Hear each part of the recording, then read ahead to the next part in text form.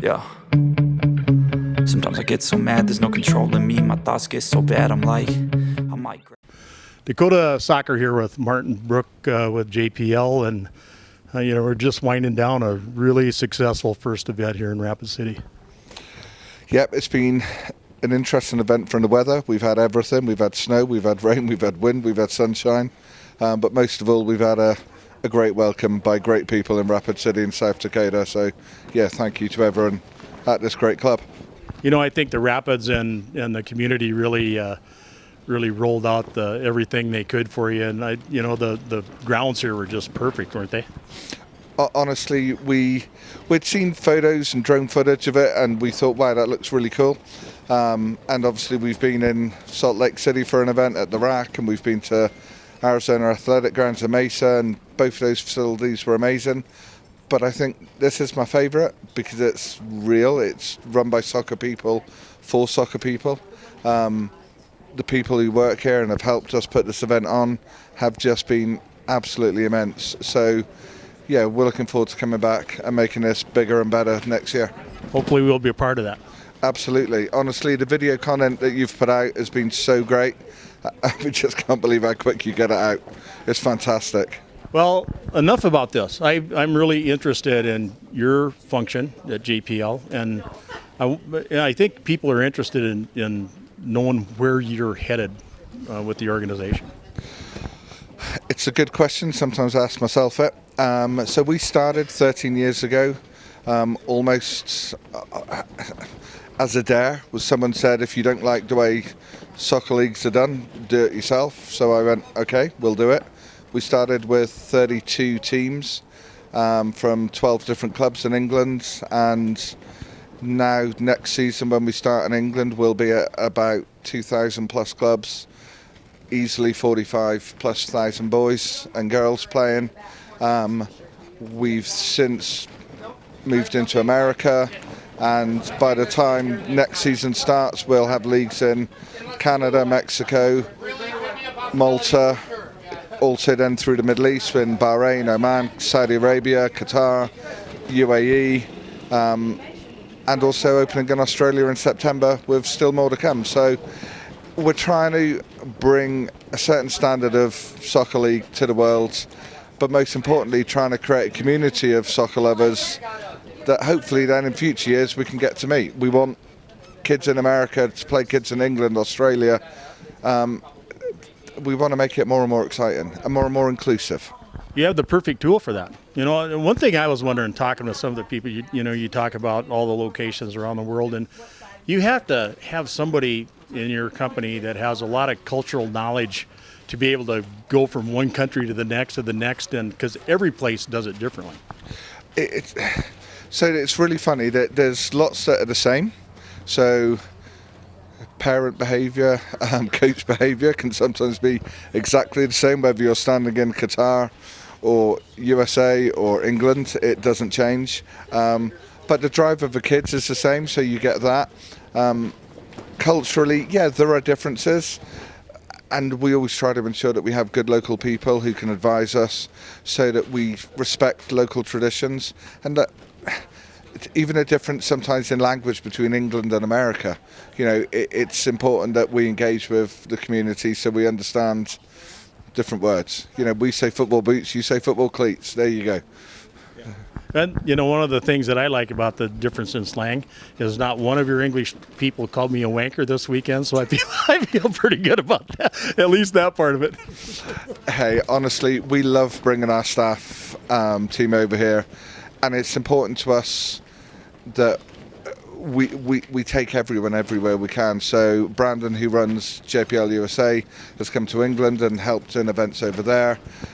This week we have Pamela and Samantha from our head office in England, along with myself and Sarah doing social media. And yeah, we have a staff team that goes all over the place to different countries, and it's great because there's a continuity. We want each league to be different, but also in a way each league to at least feel and look the same professionally, and with the same ambition for the kids to have the best experience. Oh, and that's one thing about being all over the world. The game is played the same exact way every place you go, whether it's on a dirt somewhere, alley in England, or a beautiful complex here, or backyards. It's all the same game. Honestly, it's quite amazing that sometimes people will say to me, "Oh, what's the standard of football like in Abu Dhabi or Qatar or Bahrain compared to England or compared to the USA?" And there isn't a big difference anymore. There are amazing kids playing football, soccer everywhere. And I've seen some kids this weekend who literally could go straight into a professional club academy in England because they are that good. And we see the same in the Middle East. It's really exciting. And we have kids in England now who are trying to get scholarships to come to America to go to college. So football is shrinking the world in terms of kids having experiences. And yeah, that's what we want. That's what we want to create. The sun never sets on a soccer game. There's something going on every moment of every day somewhere in the world having to do with soccer.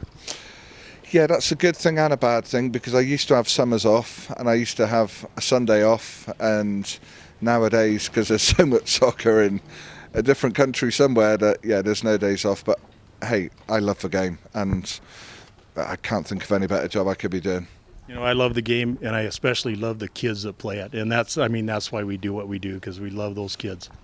The best part of an event like this, when you get to the final round, is you get those really important games. You can see, because it does mean something to the kids to be successful and to have that, we won kind of feeling, and it's great. And it's also good for the kids then to aspire to try and match that for next season.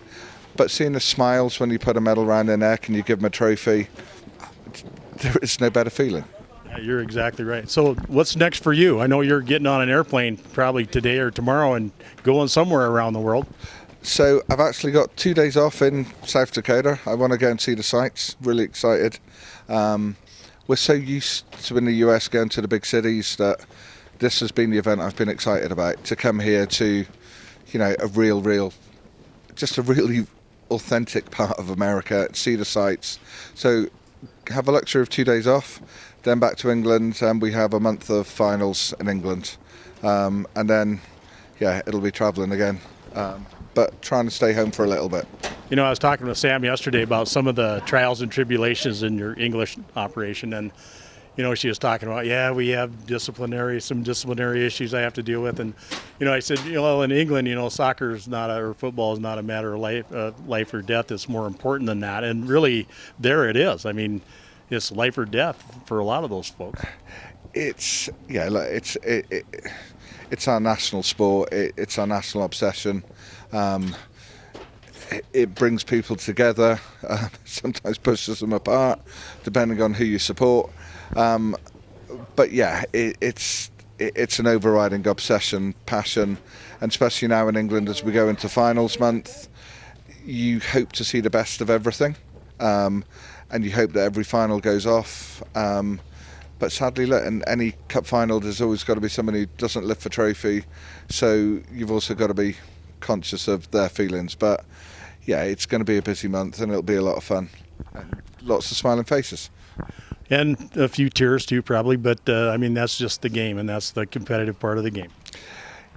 The tears most often come, we have so many finals now that go to penalty shootouts, and I wish we could decide it another way. But they can be agony for a kid. But we got to decide a winner and a runner-up. Well, that's just how the game works, man. You get, I always used to tell my players, look, they gave you 120 minutes to win the game, and you didn't, so now you have this problem. Yeah, and in a way as well, I was speaking to Chris at Black Hills Rapids here earlier. It teaches you a lot of life lessons, kind of that growing up, that responsibility, and that, I'm not always going to get what I want, and now I've got to deal with it and move on and, improve and make sure that next time we go one better. Well, Martin, honestly, I've run out of questions to ask you. I thank you so much for sharing, what you guys are doing. Thank you for letting me be and Dakota Soccer be part of this fantastic event. And congratulations on hiring some top shelf people, because, they ran this thing like a bunch of pros. honestly, we're blessed by the people that are in my team. They've been fantastic, and we're blessed to work with the people in Rapid City and Black Hills Rapids especially. And thank you to you for coming. You've made it great. The kids have loved being interviewed, and it's great to watch all the videos, so thank you. Hopefully we enhance the event. 100%, and hopefully we'll see you next year. You can't keep me away. Thanks very much, sir, and congratulations again on a really successful event. Thank you, Randy. You take care. I don't ever slow up, no I don't take I got no love for the fakeness. If you wanna play tough and wanna hate this, I'll always show up and make a statement.